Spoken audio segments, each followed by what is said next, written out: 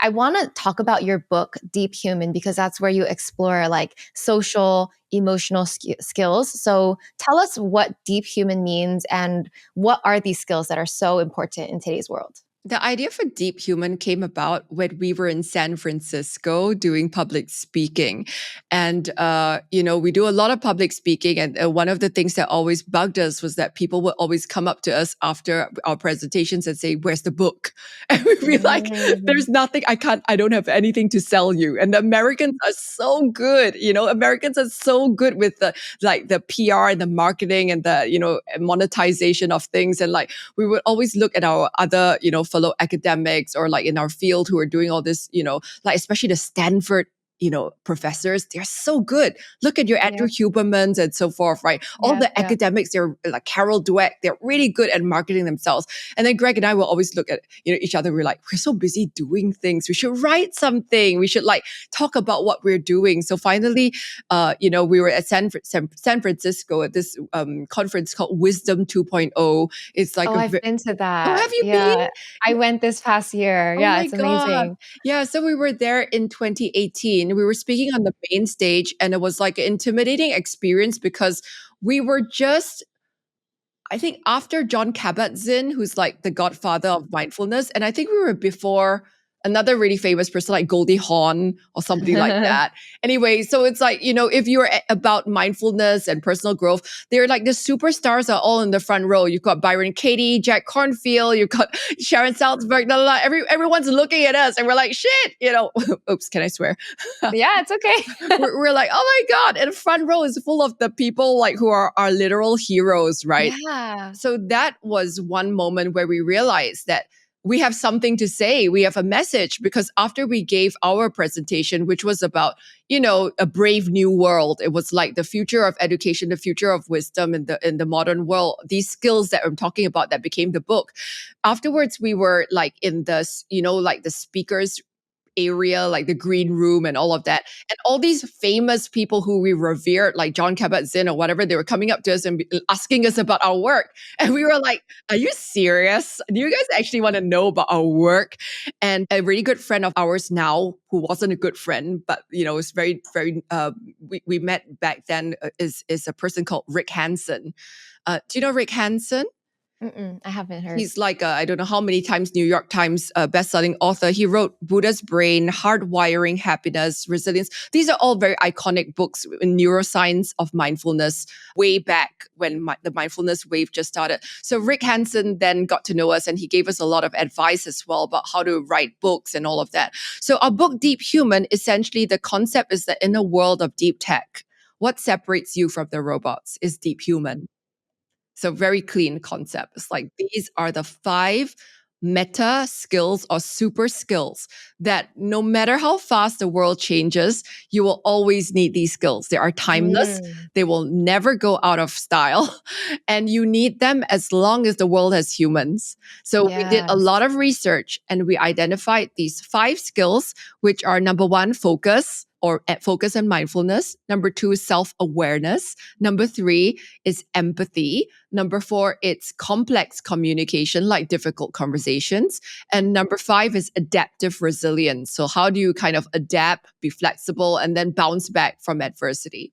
So like, these are the 5. And like normally, we kind of double click on the each of the 5, and speak a little bit more about it if you like. Yeah. Well, why don't you tell us, what do you think, like consider our listeners, like what out of the 5, what are there any that particularly people need to start working on, and then help us give some actionables on how to grow in those areas? All right. So I know your audience is really into mindfulness. Yes. Yeah. And that is the first skill, focus and mindfulness. We always say that you are living in a world with weapons of mass distraction. And, your TikTok and your Instagram and all of that, it's cutting our attention into little slivers. And it's very important to realize that we can grow our attention. And unlike the other skills, a lot of skills, we learn them to get good at something so that we are successful in life. Yeah. So it's kind of like, I learned this, I'm good at it, then I became successful. But mindfulness is unlike any other skill because mindfulness simply is life. Mindfulness is active noticing. Simply put, two words, active noticing. So when we actively notice, we are living. And I'm sure, like many of us, you realize that your world's speeding up, right? Like you just blink your eyes and suddenly it's August. Oh my God. You know, as the older we get, the faster time goes. Do you feel that way sometimes? Yeah. Oh, definitely. All the time. Yeah, it gets really scary, I tell you, when you're in your 40s and it's like, wow, what the hell? Like a year just goes by so fast. Yeah, absolutely. But like what you pay attention to and how much you actively notice literally shapes the quality of your existence. You can go to, for example, you can go for a massage and you can be distracted by your thoughts and your to-do list. And then before you know it, 90 minutes is up and you're like, oh, I didn't even feel that massage, right? I didn't even experience it. Or you can really be mindful and be present and like pay attention to your therapist's like, you know, hands on your body and really be in the moment and breathe. And then you get the full 90 minutes. But I think Yeah. like mindfulness is simply the most fundamental, you know, skill that we can ever have. It's the ability to hone our active noticing and observation, which those skills are actually very sadly degenerating, especially for the younger generations. They don't notice as much as we did before because of all this like smartphones and technology and everything. It means that when you're always looking at a screen, you're not really paying so much attention to everything else around you. So yeah, so I would definitely say mindfulness is the one thing to start with. But then the next thing that I'm really keen on is self-awareness. So Tasha Eurich is the world's leading researcher on self-awareness, and she found that 90%, like 85 to 90% of people believe they're highly self-aware. Guess what is the real percentage of people who are highly self-aware according to her research? 50, 40. What? And how does she measure self-awareness? Yeah, she's a researcher. She has all kinds of skills. So there's internal self-awareness and external. So internal is how clear are you about your own strengths, weaknesses, values, goals, etc. How clearly do you know what you want out of life and what you're about?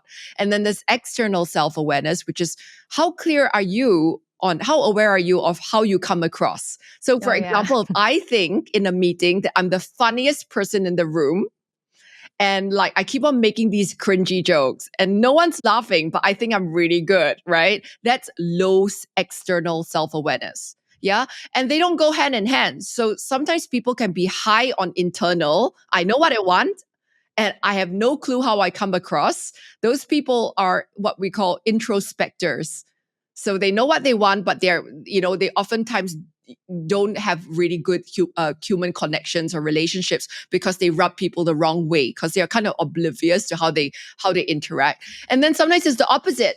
Like if you have high external self-awareness and you're always looking at how others are receiving you and always shaping yourself to suit other people, but you have low internal self-awareness. I don't know who I am. I don't know what I want. I just like you tell me jump and I'll say how high, right? Those are what we call the people pleasers.